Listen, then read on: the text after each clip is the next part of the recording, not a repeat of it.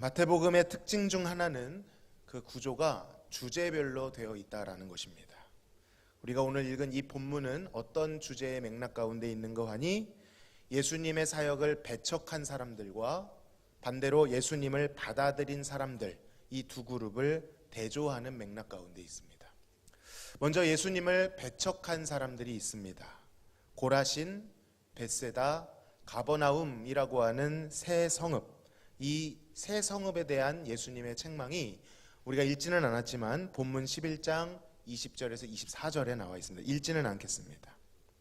이 갈릴리 호수 북쪽 주변에 있던 이 세 성읍, 첫 번째 고라신, 그리고 벳세다, 가버나움이었습니다. 이 도시들은요, 예수님 당시에 가장 큰 유대 사회의 가장 큰 도시들로 여겨졌습니다. 실제로 예수님께서 가장 많은 기적을 베푸셨던 도시도 이 지역 가운데 있었죠. 가버나움에서 수많은 치유의 기적을 베푸셨고요, 벳세다에서는 그 유명한 오병이어의 사건을 일으키신 적도 있었습니다. 예수님께서는 이러한 기적들을 통해 구원자로 오신 예수님을 그들이 영접하고 그분의 말씀 앞에 회개하기를 간절히 외치셨지만 그들은 예수님을 완고하게 거절했습니다. 그 성읍에는 많은 사람들이 있었습니다. 그리고 많은 사람들이 주목하는 곳이었습니다. 그리고 예수님의 메시지가 가장 많이 전해졌던 곳임에도 불구하고 너무나도 안타깝게도 그들은 불순종과 강팍함의 대명사로 예수님의 책망 앞에 서 있는 것입니다. 예수님께서 말씀을 전하시면 다 돌아올 것 같은데 꼭 그렇지가 않습니다. 그 정도 조건이라면 금세 다 돌아와야 하는데 꼭 환경이 좋다고 해서, 여유가 있다고 해서 말씀에 순종할 수 있는 것은 아닌 것 같습니다. 예수님이 직접 전하시는데도 거부를 했을 정도니 우리가 살아가면서 말씀이 들린다고 해서 우리의 삶에 여유가 있다고, 아무 일도 없다고 해서 들리지는 않는 것 같습니다. 물론 예수님께서 이 갈릴리 지역에서 먼저 사역을 하셨던 이유는 있습니다. 왜냐하면 특히 이 가버나움을 중심으로 한 이 지역이 어둠에 짓물러 있는 곳이었기 때문이었습니다. 빛으로 오신 예수님께서 가장 먼저 어둠이 짙은 곳으로 가신 것은 당연한 일이었죠. 그러나 그들은 빛으로 오신 예수님을 도무지 받아들이지 않았죠. 그리고 그 중심에는 자신들뿐만 아니라 그 백성들까지도 선동하는 유대 종교 지도자들이 있었습니다. 이들의 강팍함은 예수님께서 그들을 저주하실 정도였습니다. 오죽하면 구약에서 교만과 도도함의 대명사로 여겨졌던 두로와 시돈에 비교하기도 하고요, 우리가 잘 알고 있는 타락의 온상 소돔에 비교하실 정도였습니다. 실제로 방금 이 말씀드렸던 고라신과 벳세다와 가버나움은 방금 말씀드린 두로와 시돈보다도, 소돔보다도 그 하나님의 심판 앞에 더욱 위태로운 입지를 차지할 것이다 라고 말씀하십니다. 이 두로와 시돈은요, 해상무역이 굉장히 발달했던 곳입니다. 굉장히 도도했고요, 굉장히 풍족했기 때문에 교만이 극에 달했습니다. 소돔은 어떤 땅입니까? 의인 10명이 없어서 멸망당한 땅입니다. 그런데 예수님은 어느 정도로까지 비유하고 계신고 하니 그 성읍들에서, 이 갈릴리 세 성읍에서 행한 기적을 행하였다면 벌써 그들은 베옷을 입고 제에 앉아 회개했을 것이다, 그 정도로 저주하고 계십니다. 실제로 이 갈릴리에 있는 자들은 예수님이 전하신 이 천국 복음을 도무지 받아들이지 않았죠. 제가 가본 적은 없습니다만 이 고라신이라고 하는 지역은 대개 현무암으로 되어 있다고 합니다. 여러분, 우리나라 현무암이 어디에가 많죠? 제주도에 많습니다. 현무암이 많은 곳의 특징이 무엇입니까? 비가 오면 비가 땅에 머금고 있습니까? 아니면 내리는 족족 쏟아버립니까? 흡수되지 않고 다 쏟아버립니다. 고라신과 그 성읍은 마치 그들이 가지고 있던 토양과 같이 예수님의 말씀을 받는 족족 쏟아버리고 도무지 흡수하지 못했습니다. 그곳에는 경제와 상업이 발달했기 때문에 어느 정도의 도시였다 보니 풍족함은 있었겠으나 그것으로 인하여 마음은 높아졌을 수 있으나 예수님의 말씀이 그들에게 도무지 들리지 않게 되자 예수님은 그들이 높은 마음을 가지고 있지만 그들이 하늘을 경험하는 것이 아니라 음부를 경험하게 될 것이다 라고까지 말씀하십니다. 높아지고자 했으나 도리어 낮아지는 것이죠. 여러분 기억하시기 바랍니다. 말씀 앞에 마음을 높이면, 내 자아를 높이면 그것이 낮아지는 길입니다. 혹시 우리의 마음은 어떤지 살펴보기를 원합니다. 혹시 우리의 마음도 이와 같은 토양은 아닌지, 예수님의 말씀을 자주 듣는다고 하지만, 그리고 예수님 말씀이 누구보다도 시급한 상황임에도 불구하고 마치 현무암처럼 말씀이 흡수되지 않고 족족 쏟아지지는 않는지, 듣기는 들어도 아무 의미가 없는 것처럼, 그 말씀이 우리의 삶을 변화시키지 못할 것처럼 유명무실한 신앙으로 살아가지는 않는가. 말씀은 말씀이고 좋은 말씀 감사합니다. 그러나 현실은 현실일 뿐 이분법적으로 기독교 진리를 종교화하지는 않는가. 돌아봐야 합니다. 혹시 우리의 삶 가운데 이런 강팍함과 이중성들이 드러난다면 우리는 그것을 그 자리에서 인정하고 그 자리에서 주님 앞에 엎드려야 합니다. 우리의 마음을 좋은 밭으로 기경하여 주옵소서. 겸손히 구해야 되는 것이죠. 여러분 우리 대화동의 뜻이 무엇인지 아시죠? 저 이 이름이 너무 좋습니다. 대화동의 뜻은요, 저는 대화하다 이 대화인 줄 알았거든요. 무식해가지고. 그런데 땅이 매우 비옥하여 벼가 잘 되는 곳이다, 이런 뜻이랍니다. 이 영적으로 너무 은혜롭지 않습니까? 하나님의 말씀이 들렸을 때 좋은 밭이 되어 하나님의 말씀이 뿌려지는 족족 그것을 받아먹고 하나님의 열매가 알알이 맺어지는 대화교회 되기를 소망합니다. 반대로 두 번째 부류가 있습니다. 그들은 예수님을 받아들였던 자들입니다. 오늘 본문에 나오는 25절, 27절 바로 앞에 나오는 본문인데요. 같이 한번 읽어보도록 하겠습니다. 시작.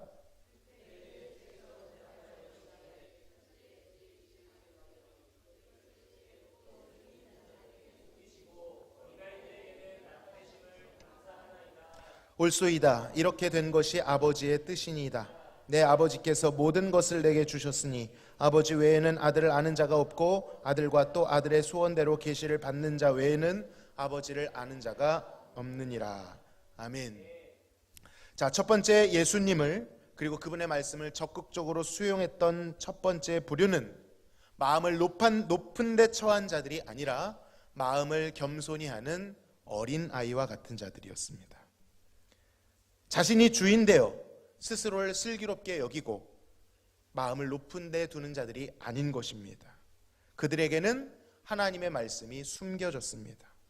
반대로 어린아이와 같이 낮아진 마음, 겸손하게 의존하는 그들, 순수한 마음에는 하나님의 말씀이 밝히 드러났으며 그것이 하나님 앞에 옳은 것입니다. 예수님께서 말씀하십니다. 저도 대여섯 살 아이를 키우고 있다 보니 질문에 대답을 해주는 게 일상입니다. 아무리 대답을 해줘도 대답은 왜? 라고 나옵니다. 나중에는 솔직히 화가 좀 나는데 얘가 나를 놀리나? 그런데 아닙니다. 진짜 궁금한 것입니다. 그리고 궁금하다는 것은 무엇입니까? 자신에게 던져진 답을 100% 수용한다는 뜻입니다. 100% 수용하면 질문하게 되고요, 배우고자 하는 것이죠. 이렇게 주님께 의존적인 겸손한 자들, 주님의 말씀이라면 있는 그대로 100% 수용하고 수납하는 자들로 인하여 예수님께서 어떻게 반응하셨는지 봐야 합니다. 그때 예수께서 대답하여 이르시되 천지의 주제이신 아버지여, 이것을 지혜롭고 슬기 있는 자들에게는 숨기시고 어린아이들에게는 나타내심을 어떡합니까? 감사하나이다. 여러분, 주님께서 뭐 하셨습니까? 감사하셨습니다. 물론 이 내용에는요, 앞선 스스로를 슬기롭고 지혜롭게 여기는 자들에게 감추어졌다는 것도 포함이 됩니다. 그러나 더 큰 강조는 겸손한 마음으로 듣고 배우고 받아들이는 자들로 인하여 감사하고 계신 것입니다. 예수님의 감사는 기쁨으로 가득 차 있습니다. 그것이 참으로 옳고 합당하다라고 하나님 앞에 외치고 계십니다. 여러분, 우리는 하나님의 말씀이 들려지고 그 말씀을 내가 순종으로 수납할 때 주님의 반응을 마땅히 상상해 봐야 합니다. 우리가 아멘 하고 그 말씀을 받아들이면 주님이 뭐라고 하신다고요? 감사하나이다. 큰 기쁨으로 이렇게 반응하신다는 것입니다. 저들에게 말씀을 밝히 나타내어 주시는 것을 감사합니다, 아버지. 그것이 옳습니다. 이 주님의 기쁨이 우리의 심령 가운데 임하기를 소망합니다. 두 번째 부류들은요, 수고하고 무거운 짐진 자들이었습니다. 그들은 마음이 고단한 자들이었습니다. 외부적으로는요, 로마로부터 압제를 당하는 식민지살이를 하고 있었고요, 내부적으로는 스스로 지혜롭게 여기는 자들, 특히 종교 지도자들에 의하여 종교적인 무거운 짐을 지고 있었습니다. 하나님과의 사랑의 관계 가운데서 흘러가야 하는 신앙은 이들이 운반해야 할 무거운 짐과 같이 되어버린 것입니다. 여러분, 짐을 옮길 때 뭐가 필요합니까? 네, 힘이 필요하고 조금 더 효율적으로 나르려면 도구가 필요합니다. 네. 여러분, 멍에가 무엇이죠? 멍에는 소에게 지우는 것입니다. 그런데 소에게 멍에를 왜 지웁니까? 더 무겁게 하려고 지웁니까? 본래 이 멍에의 용도는 괴롭게 하고 무겁게 하려는 것이 아니라 무거운 짐을 나를 때 그 불편함을 줄여주기 위해 존재하는 것입니다. 그런데 스스로를 슬기롭게 여기는 자들, 즉 종교 지도자들은 이 백성에게 이 멍에를 무거운 것으로 만들어 버렸습니다.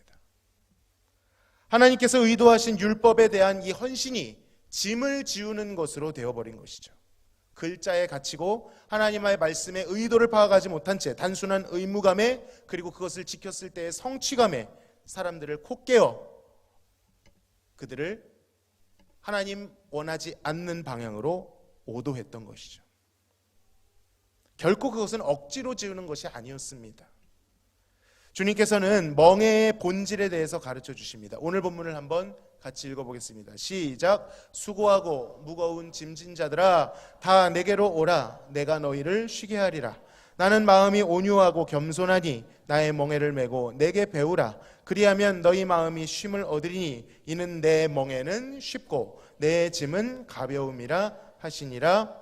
아멘. 예수님께서는 수고하고 짐진 자들을 사랑스러운 어조로 초청하고 계십니다. 앞에 어린아이와 같은 심령으로 인하여 감사하시고 기뻐하셨던 그 맥락과 같이 마음에 수고하고 짐진 자들을 사랑스럽게 부르고 계신 것이죠.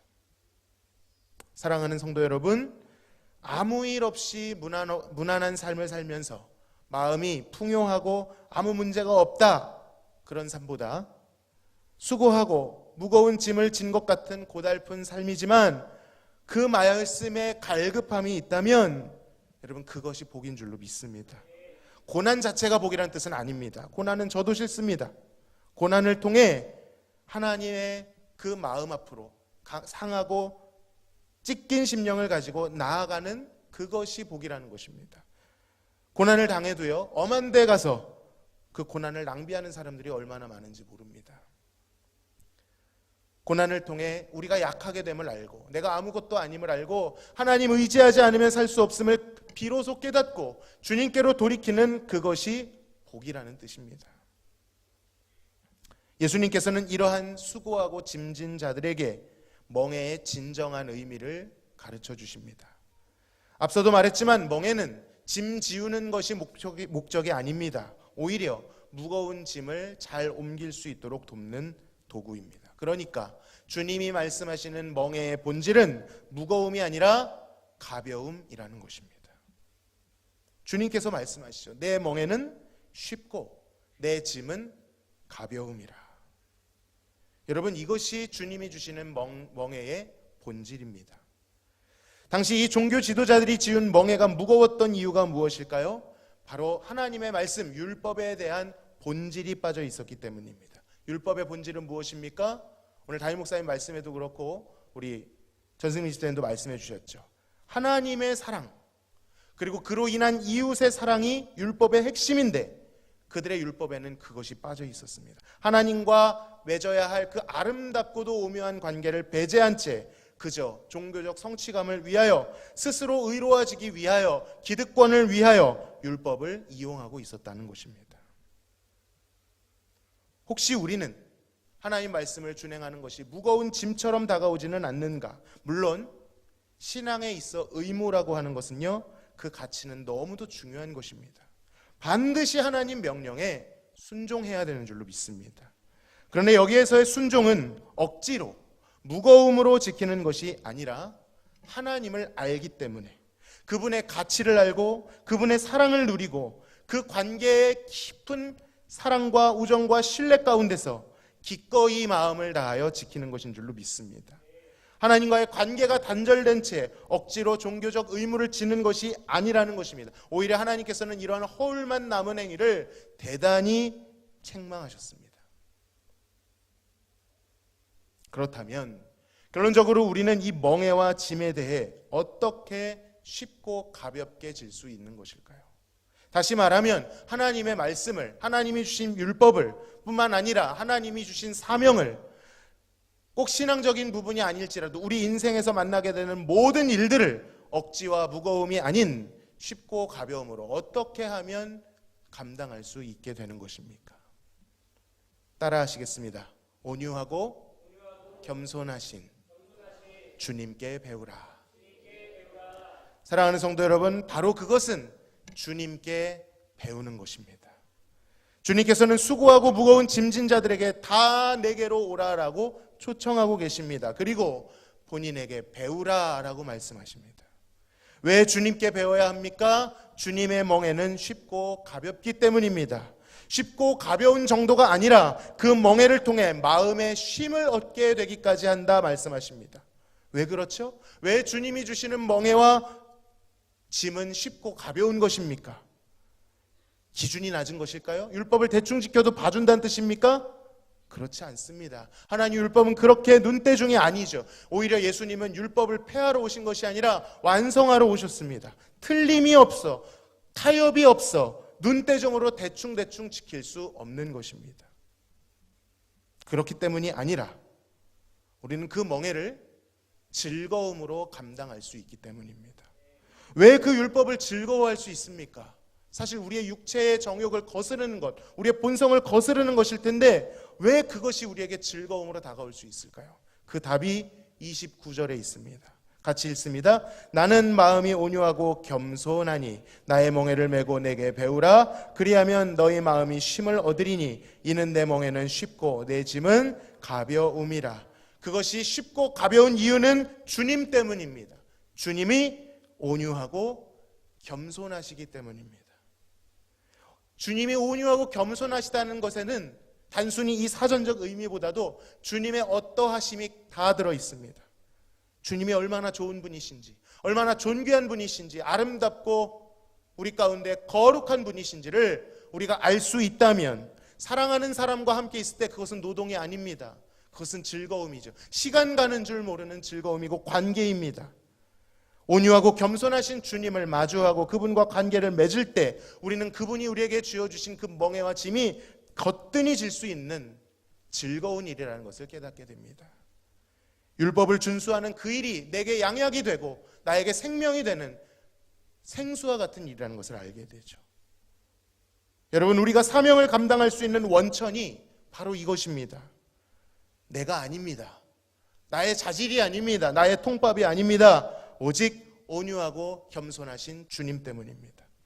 그분께로 나아가 그분의 온유함을 배울 때, 그분의 겸손하심을 내 안에 공급받을 때, 그분과 사귈 때, 빛 가운데 그분과 사귈 때, 그것이 영생이라고 했죠. 사랑의 관계를, 신뢰의 관계를 맺을 때 우리 안에 멍에와 짐을 지는 그분의 능력이 들어오고 그분의 지혜가 들어오고 그분의 마음이 부어지는 것입니다. 여러분, 혹시 삶의 여러 영역들이, 말씀을 따르는 삶이, 사명들이, 혹은 여러분 인생 가운데 찾아온 여러 일들이 무거운 짐을 지는 것과 같습니까? 여러분, 그렇다면 그것에 대한 해결책은 그것을 내버려 두고 도망치는 것이 아닙니다. 우리가 흔히 하는 착각입니다. 섣부르게 착각을 할 때가 있습니다. 사명에 대해서도 그것을 내려놓으면 쉼을 얻을 것이라고 생각합니다. 물론 육체의 어려움이나 이런 것들, 이슈들이 있을 수 있겠지만 1, 2년 우리가 내려놓으면 마음이 회복되겠지, 하고 싶겠지, 쉼을 얻겠지라고 생각하는데요, 여러분, 우리의 육체는 그렇게 간단하지 않습니다. 우리 육체는 하나님 말씀 반대편으로 자꾸 경향성을 띠기 때문에 육체적인 방향으로 흐르고 그 시간을 낭비할 가능성이 많습니다. 단순히 내려놓고 쉬는 것은 마음을 더 멀어지게 할 때가 있다는 것입니다.